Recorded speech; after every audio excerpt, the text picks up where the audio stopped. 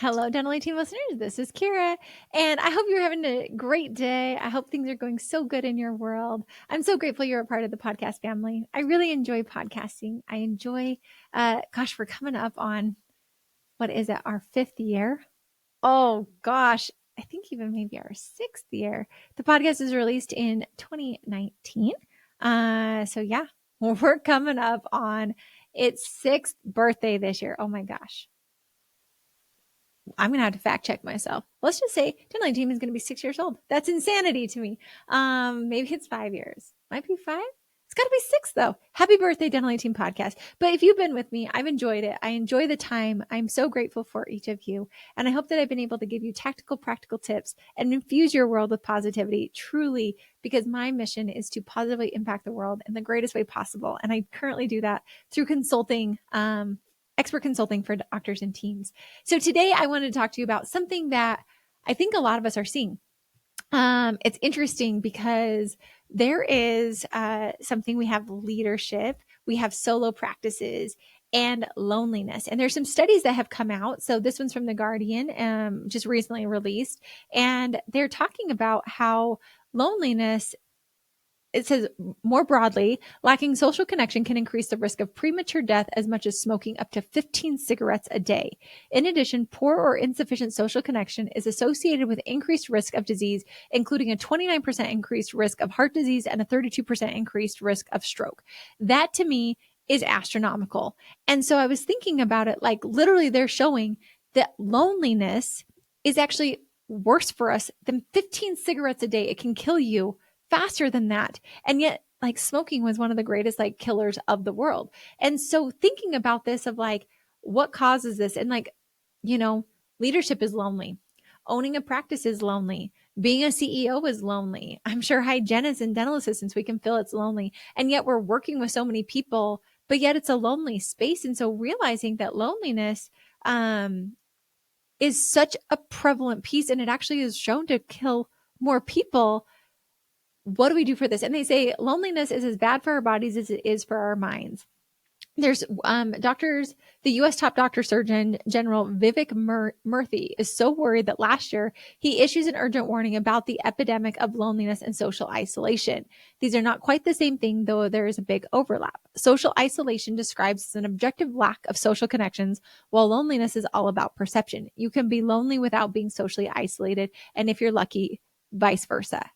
And so just looking at this, like, we used to be in a society that was so connected, right? Like you think about communities and you think about tribes, and we think about going back to even archaic times where people were in tribes and there were cavemen and cavewomen and we all hung out. And then you think about like when my husband and I went to Bali, families live together in these communities and you don't leave them and you stay with them. And there's such a community and camaraderie and everybody knows what's going on and you're there. And I think in the US, especially, social media came out, right? So we're more connected, but we're actually more lonely than ever before. And they also were talking about in this article that people are actually afraid to admit. It says many of us struggle to admit we are lonely. There is a tremendous stigma, says Mark Rowland of the Mental Health Foundation. And so looking at this, it's like,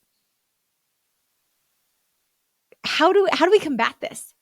Leadership's lonely. Owning a practice is lonely. And on this one, it says like loneliness is not insurmountable at any stage of life, but it's very difficult when it's, let's say, rusting away at your mental and emotional life without you even naming it. Bringing it into the light and sharing with yourself and then with others is really the first step of breaking the cycle. And so today I just kind of wanted to talk about what can we do to combat loneliness? They have some ideas in this article of what you can do. They say, try to keep busy, have hobbies like gardening, jigsaw puzzles. And they also said it's important that these things are fun or fulfilling. Be careful about working too hard or watching TV shows simply as a distraction. They will only delay or suppress your feelings and could actually make your mental health worse. And then they talk about like stimulate your mind. So podcast, kudos to you on being on podcast, comedy, fitness, like work related, whatever. Get moving. Physical exercise can help with loneliness. Try to engage with the people you meet.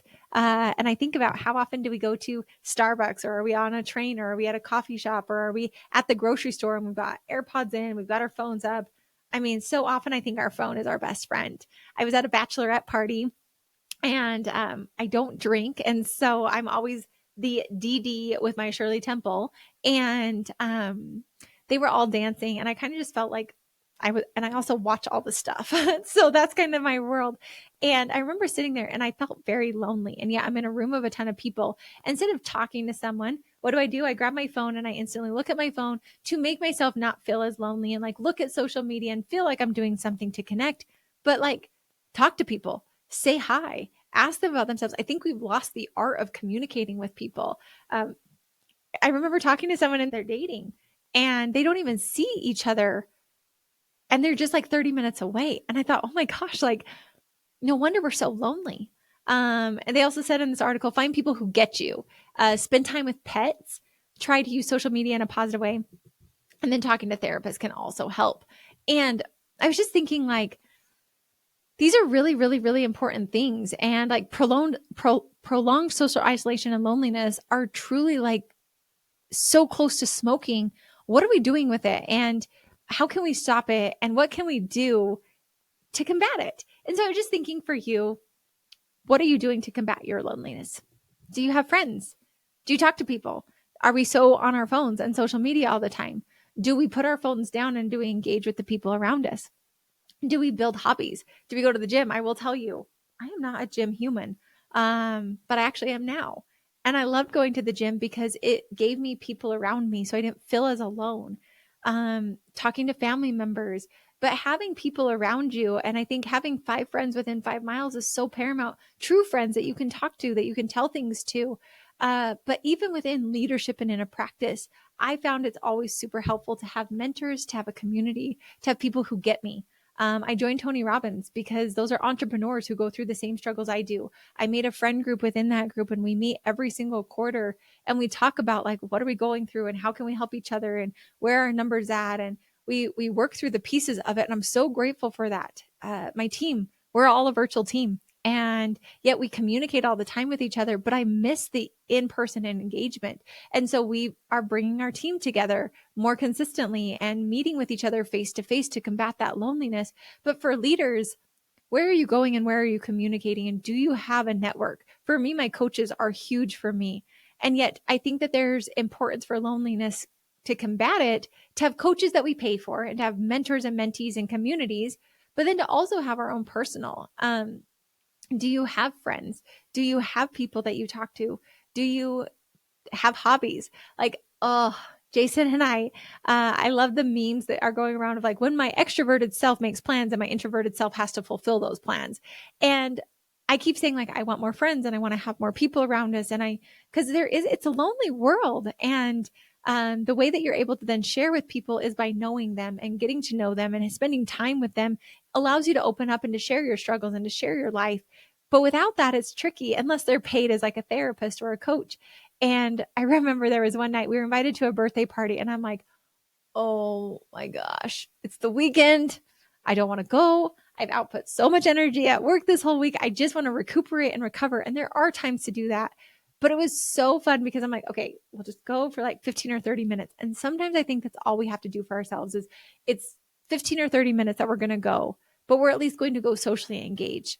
And it was actually so much fun. And we ended up staying for 3 hours and had the best time. And we were so fulfilled. And it was so good to spend time with friends because then we saw them the next day. And like, that's how you build these things. But I do think it takes intentionality. I don't think it just happens. But I think realizing everyone's lonely. Everybody is sad. Like, I mean, I think it's varying degrees, but a lot of people feel like people don't like them. A lot of people feel like, what's wrong with me? And why does everybody else like them? It's socially perceived like falsehoods. It's not real. All of us feel the same way. And so how can we combat this? Because if we realize that loneliness is as deadly as 15 cigarettes a day, that's a lot. And then it's also increased risk of disease, like heart disease and stroke. Well, I think that it's time for us to combat this loneliness. And so I think join a community, be a part of a community. I don't care if it's working out. I don't care where it is, but like it's going to feel uncomfortable. Do it anyway. It's okay. You're going to be uncomfortable at the beginning. Join a group. That's honestly why Dental Team is bringing our people in person because I got so tired of hearing our offices are so lonely. They feel isolated when I'm like, you don't have to be. You don't have to be alone. You don't have to do this alone. There's so many people around us, but I think it's also proximity. Proximity makes things easier. I know I can attend virtual events with Tony Robbins and talk to people online, but when I go to the actual event, even though I drag my feet and I don't want to go, and I'm a social person, you guys, like I enjoy people on the culture index. I'm literally in the like 99th percentile of liking people. Like truly, I like people and I drag my feet and I don't want to go to these things. But when I'm there, I meet people and you talk and you have the side conversations, and our doctors coming in person, they go and they hang out with each other. And so many people say like, yes, the content is great, but meeting people in person and sharing a drink with them or hanging out with them at the coffee shop the next morning, that's where bonds are formed. That's where friendships are made. That's where we're able to help serve and lift each other up. And we do it for doctors and office managers because leadership, business and leadership can be very lonely. Can is the key word. It does not have to be. It's a matter of how are you doing it? What are you doing? And like, what are you doing proactively to prevent the loneliness? But I think being aware of it, knowing that it's very real, not doing it alone is something I'm very pro. I'm very pro mental health. I'm very pro having a therapist. I'm pro having a community. I'm pro having a coach. I'm pro those things because I know that like we've combated so many things in this world. We've beat hunger for the most part. And I understand there's countries that don't have it. I'm not here to sound like I'm not aware of that. I think for the bulk of us here in the US, hunger has been something that's been eliminated for us. And I think that we do have an effort to help other people, even people in the US who are struggling with that. But I think the bulk of the people listening to the podcast probably are not struggling with hunger right now. Most of us aren't struggling with where we're going to be living. Most of us aren't struggling with like household duties, right? Like we have washers, we have dishwashers, that we don't have to do those things. We can go to the grocery stores and have food at our fingertips. We don't have to make our own clothes anymore.